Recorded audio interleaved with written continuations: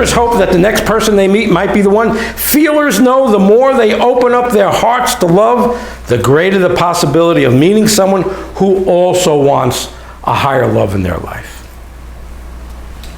Doesn't have to be tomorrow or the next day. It's as we feel more and more comfortable with ourselves, and as we get back more into our hearts. You know, I like to talk about the song Good Vibrations. By who? The Beach Boys. Everything is about vibrations. Everything.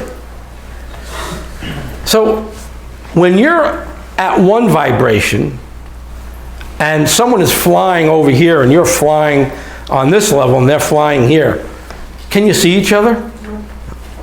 So when someone is wishing that someone would come and save them from their misery, can that really happen? Because people who are doing well in life are flying here, and people who are struggling are flying here. We're all God's children. Not judging anybody, and not, you know, but we can't see each other. But as you grow, as you get back more into your heart, as you get more back into your soul, what's happening? Your vibration is what? Rising. And all of a sudden, someone who was flying up here looking can all of a sudden see you. That's when you meet. That's how you meet. Keep on your path. Keep on being an excited person, happy with who you are and what you are, feeling better. All of a sudden, you close the distance between you and the person who you'd like to meet. Does that make sense? Okay? Number 4, thinkers believe it is a sign of weakness to share fears. Oh my God.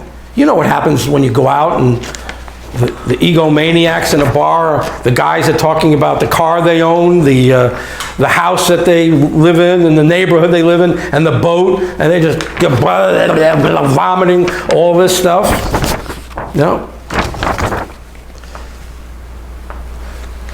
Thinkers believe it is a sign of weakness to share fears, vulnerabilities, and emotions, but lovers know that's the way to bridge the gap between people. When you are willing to share from your heart, and it's not just a facade. Number 5, thinkers look for what is wrong with people. Have you ever known anybody that just keeps finding all the faults? It took me a while to figure this out when I was on AOL.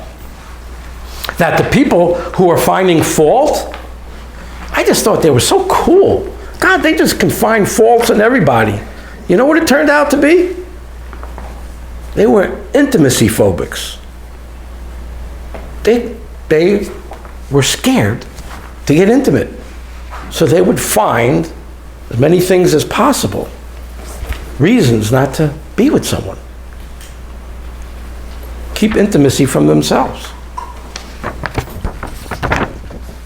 6, thinkers blame others for what has gone wrong in their lives. Do we know any blamers? Yeah. You blame somebody else. You don't blame yourself. You don't take third dimensional. Blame somebody else. Is that happening now in the world? Oh, no. Okay. Just thought I would ask. Feelers look for what is right. Isn't that true? People in a higher dimension, they're not afraid of connecting. They're not afraid of connecting. They're not afraid of getting together with someone. But thinkers are afraid. Feelers, we just want to look for what's right. We want to get together with more and more people. Because you know what? The more people that you're with, the more friends that you have, what happens? How do those friends act? They act as your agents.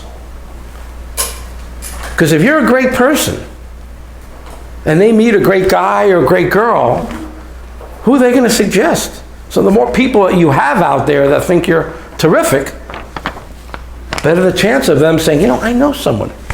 You might just, you might just really like. So it does pay off to be really kind to almost everybody. I had to learn that lesson the hard way out in Los Angeles. Because couple of times when you're in your ego and you tell someone to go screw, and all of a sudden they become the head of Paramount Studios like a year later. And I'm out of that place for, you know, I can't get anybody going there.